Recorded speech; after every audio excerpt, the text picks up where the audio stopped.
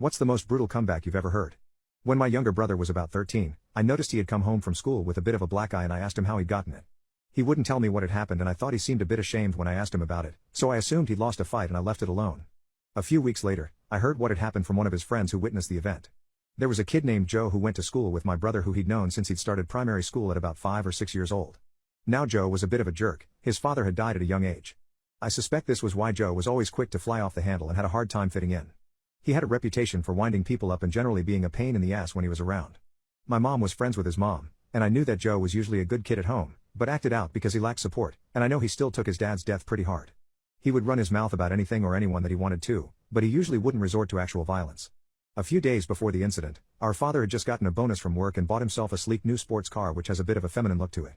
Joe had decided to choose this as his ammo for having a laugh at my brother's expense on the bus ride home. Joe said, "Hey, does your dad do his nails and style his hair? He's driving a girl's car." My brother replied with, "What does your dad drive, a coffin?" When I asked my brother about why he lost the fight, he told me he was so ashamed after he said it that he just took the beating out of guilt.